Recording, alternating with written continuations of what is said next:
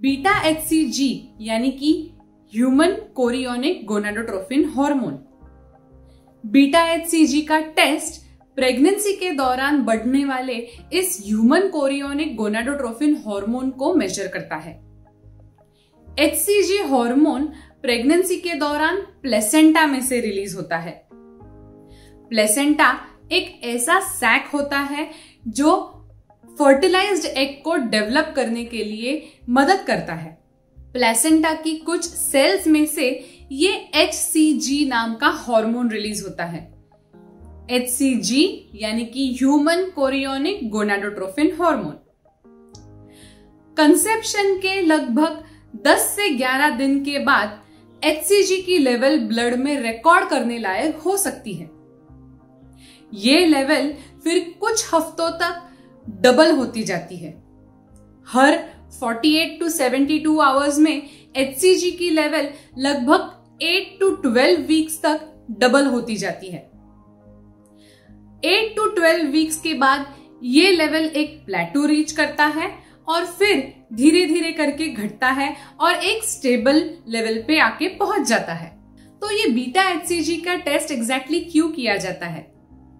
ज्यादातर औरतों में बीटा HCG का टेस्ट प्रेगनेंसी डिटेक्ट करने के लिए किया जाता है। इसकी जो ब्लड टेस्ट होती है, बीटा HCG की जो ब्लड टेस्ट होती है, ये जल्द से जल्द प्रेगनेंसी को डायग्नोस कर सकता है।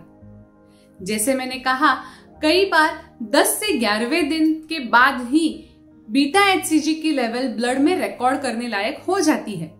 इसीलिए कंसेप्शन के तुरंत बाद लगभग 10 से 12 दिन के बाद ही बीटा HCG की लेवल ब्लड में आना शुरू हो सकती है और एक प्रेगनेंसी डायग्नोस हो सकती है।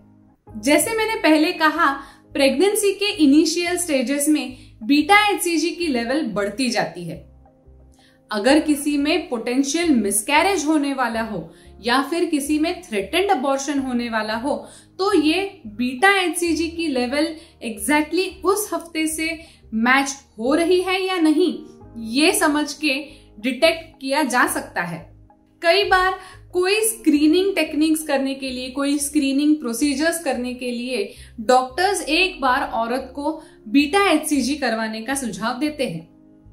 ज्यादातर अगर किसी औरत का एक्सरे करवाना हो तो डॉक्टर एक बार उन्हें बीटा HCG का सजेशन दे सकते हैं। एक्सरे की रेज एक अनबॉर्न बच्चे के लिए काफी हार्मफुल होती है। इसीलिए बीटा HCG टेस्ट करवा के डॉक्टर शायद आपको ये जान ले कि कहीं औरत प्रेग्नेंट तो नहीं, और फिर ही एक्सरे का सुझाव दे सकते हैं। बीटा HCG का ब्लड टेस्ट एक रेगुलर ब्लड टेस्ट होता है। हाथों की नसों में से थोड़ा सा खून का सैंपल लिया जाता है और फिर इस सैंपल को लैब में प्रोसेस किया जाता है, स्टडी किया जाता है। ये एक रेगुलर टेस्ट होने के कारण इसके रिपोर्ट्स यूजुअली कुछ घंटों में मिल जाते हैं। ये टेस्ट करवाने के तुरंत बाद आप अपनी रेगुलर एक्टिविटीज वापस रिज्यूम कर सकते हैं। बीटा HCG की ब्लड टेस्ट की तरह ही एक यूरिन टेस्ट भी होती है जिसमें HCG की लेवल डायग्नोस हो सकती है। आमतौर पर जो होम बेस्ड किट्स होती है, जो यूरिन प्रेगनेंसी किट्स होती है, उसमें भी HCG की लेवल ही डायग्नोस होती है। उन स्ट्रिप्स पे कुछ रिएजेंट्स लगाए जाते हैं। उन रिएजेंट्स पे अगर यूरिन का सैंपल डाला जाए तो वो एक अलग कलर प्रेजेंट करता है। अगर उस यूरिन के सैंपल में HCG प्रेजेंट हो तो वो एक पर्टिकुलर कलर देगा और ये इंडिकेट करेगा कि शायद प्रेगनेंसी पॉजिटिव है। इसीलिए यूरिन प्रेगनेंसी किट में यूजुअली 2 लाइन पॉजिटिव माने जाते हैं और सिंगल लाइन नेगेटिव माना जाता है। लेकिन यूरिन प्रेगनेंसी टेस्ट कई बार ऑथेंटिक नहीं मानी जाती।